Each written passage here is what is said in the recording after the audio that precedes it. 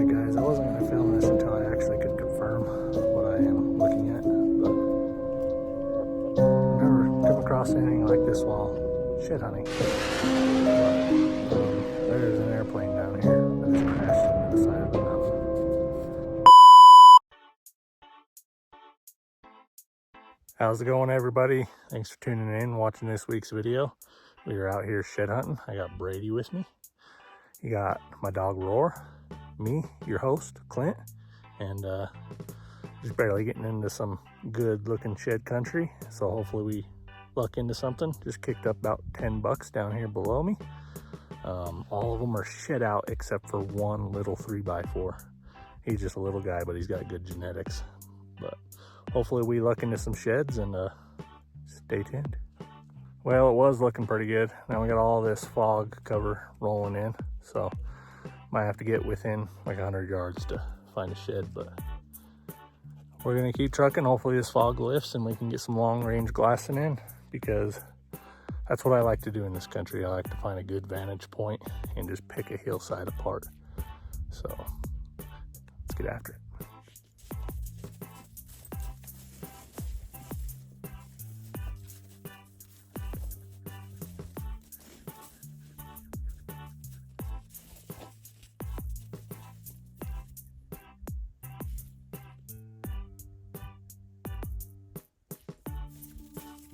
All right, guys, just got up here to the elevation I think I should be at, and the fog rolled in pretty thick, as you've seen on the way up, but I sat down and I was like, I ain't moving from this spot until some fog lifts and I can see across the canyon. And as soon as I did, 4-point white laying across the canyon, and now the fog rolled back in, so I can't even show you guys where it's at. I'm just gonna have to walk over there and hopefully stumble onto it. All right, guys, I made it over here to where the shed was, and about the time the fog lifted, that black dog of mine, old Aurora, brought that shed over to me. And I don't think it was the one I glassed up, but it is possible. I'm actually just gonna loop around in this canyon and get on the next ridge over there and glass back this way, and hopefully I find the one I originally glassed up, because I don't think that was it. As we found that chalky one, like right in there somewhere. The dog picked it up, so I had to come within that vicinity, but I was working my way up to get over here to glass back over there, and got a shed right there. It's not the one I glassed up, because the one I glassed up was tines up. That's tines down, but let's go check out that one, see what it is. Guys, I left my backpack up there. You know, we'll come down to it. It's a 3-point, a little better condition. I don't think it's the one I glassed up still, but either way, we got 2 sheds. I'm just trying to make it over to this ridge so I can glass back over there and see if I can glass up what I thought I glassed up. And hopefully I do glass up the one I thought I glassed up, and we got 3 sheds. But if not, either way, we got another shed on the pack. So let's pick this one up. Starting to chalk out a little, but I think I might actually have a different shed off of this buck, quite a bit bigger, showing some of the same characteristics as that brown 3-point I picked up last year. But hell yeah. Well, guys, it's probably been about 2.5 hours since I picked up that 3-point. I went up a little higher, cut across 2 ridges, and now I'm gonna start on the descend, work my way down, and hopefully luck into something. It's 2:30 now, so hopefully we luck onto another antler or 2 on the way out of here. I just not seeing the sign that I was hoping to see up here, but at least we're coming out with a few sheds. They're a little older, but cross our fingers. All right, guys, I wasn't gonna film this until I actually could confirm what I am looking at, but I've never come across anything like this while shed hunting. But there's an airplane down here that just crashed into the side of the mountain. So we're gonna go down there and check it out, and hopefully somebody knows about this, and hopefully it's not recent, because I don't want to be that guy that discovers something like this. I mean, if I am, at least I'm bringing something to hopefully a lost loved one. But let's go down here and check it out before we get to assuming anything. All right, there's the first piece of the plane. I didn't even see that piece from up above, but the pieces I seen was this big flat. It looks like it's probably a military plane. So I'm sure somebody knows about it.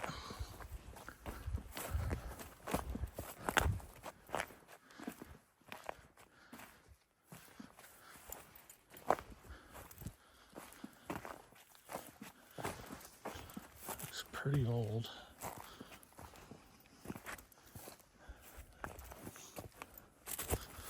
Yeah, it's definitely a military star on it. But it's looking kind of older. Parts that are rusted anyway. Majority of it's down here.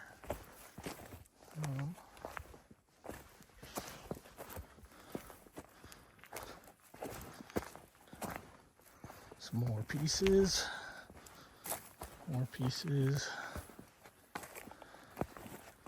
Yeah, this is definitely an old piece because I don't even think they fly these planes anymore.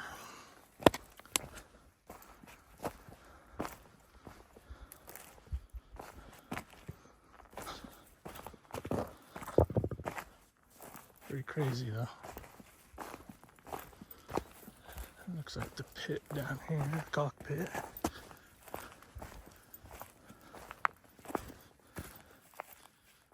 Yeah, looks like it burnt.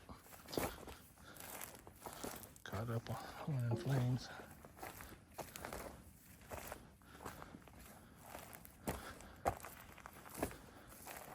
It's crazy. Definitely old.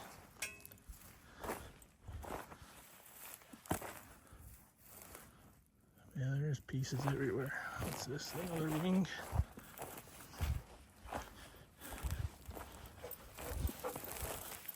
Yeah, the other part of the wing.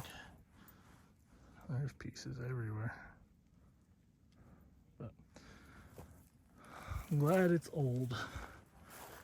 So I'm sure somebody knows about it. But hopefully that whoever was flying it hit the ejectocito before they had this happen. Because that'd be a bad deal. The old Texas on it. Yeah, that's where this plane's out of. Air Force.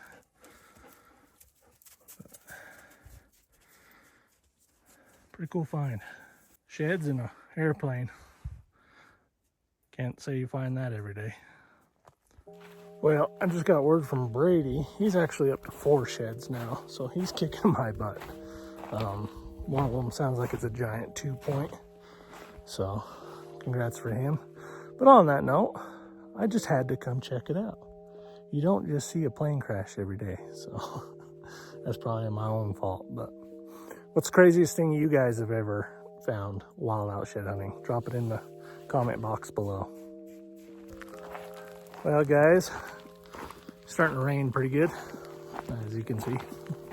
But just the 2 so far.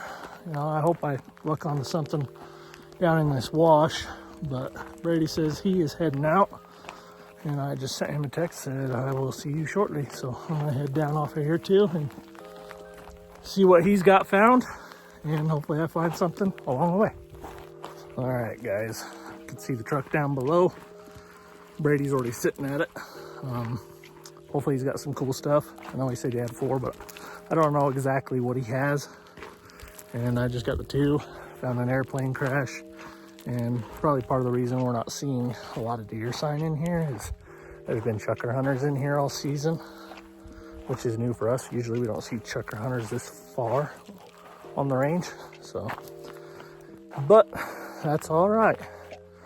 And the reason I know they're chucker hunters is they drop their shears. This is what they use to get the meat off the bird. Makes it a little easier. Back when I used to hunt chucker a lot with my dad as a kid, I remember these a lot. All right, look at that giant 2-point, guys. That's one Brady ended up finding. He found that little 2-point set and then that bigger 4-point. So he definitely kicked my butt today. All I found was that 3-point and that chalky 4-point. But look at this freaking 2-point. That thing is a giant. I think we actually have some more years off of this buck. But yeah, it was a stud. Big, big buck.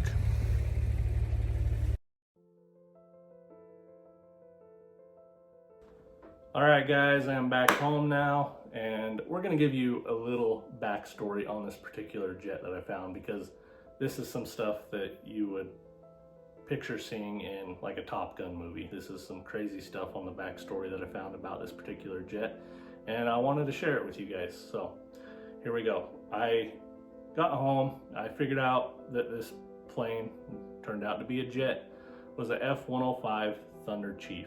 They used this Thunder Chief during the Vietnam War. They designed it in case we was to ever go to war with Russia. It was one of the first jets to ever carry a nuclear bomb. But fast forward, after that research, I actually was able to get in contact with a guy through Instagram. I posted a little teaser pic of what turned out to be a speed brake pedal that was on the F-105 Thunder Chief, and he recognized it off the bat because turns out the F-105 Thunder Chief is one of his favorite jets. His name is Scott Glasscock. I'm going to leave his Instagram handle right here. You guys go ahead, give him a follow. He has got a lot of cool aircraft that he works with. He is an aircraft mechanic, has been one for 26 years. He is out of Tennessee. Very great guy, so go give him a follow. But anyways, Scott was able to get in contact with me, said, hey, this was a F-105 Thunder Chief speed brake pedal, and I said, yeah, you're 100% correct. I'm glad somebody recognized the part off of this plane, because I had to do a lot of research to figure out what it was. But I got into some conversation with him, and gave him, you know, the information that I had, and he was like, hey, do you care if I share this with my F-105 Thunder Chief group? And I said, no, go ahead. And come to find out, Scott was actually able to locate not only a picture of that exact plane on a much better day, which you guys probably seen in the video already, he was actually able to locate the pilot and was able to get in contact with the pilot and talk to him and give him a little backstory on that particular day.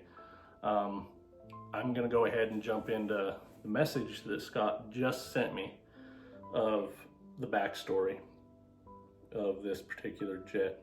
So, come to find out, this pilot's name, his name is Roger. I don't have a last name for him, but Roger was with the Air Force, and he is an Air Force veteran, so support your veterans. And we're gonna give you a little backstory on that particular day.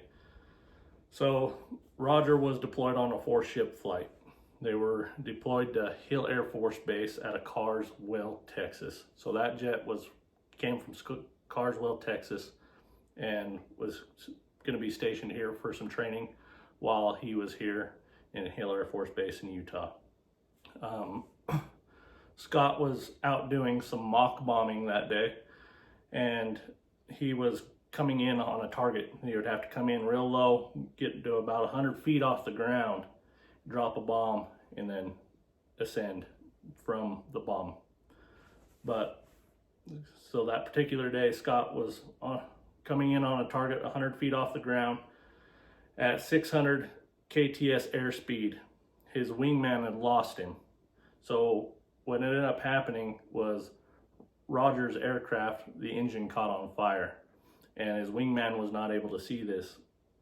But Roger said the engine let go, the instrument panel lit up. So what he ended up doing was grabbing a hold of the stick and coming 100 feet off the ground and climbing up, straight up into the air till he got to about 6,000 feet in elevation, and then he ejected out of the plane. And then the plane actually came in, from what I found, and come to find out the story's true, the military's got document photos of all the carnage of this before I found it. The plane actually came into the mountain and skipped, the tail end skipped off the top of the ridge and then nosedived right into the side of the mountain. And what I found, you guys have seen it, there is parts everywhere. From the first part I seen to the last part I seen down the mountain, it was about 750 yards like of just carnage of this jet. So when it hit, it exploded. But yeah, so he was actually out here on the bombing range here in Utah. He didn't sustain any injuries from this crash other than a sprained back, and his wife told him he was a few inches shorter. But I just thought that was a really cool story. If you guys please would give this video a thumbs up, subscribe if you already haven't, and have a great day.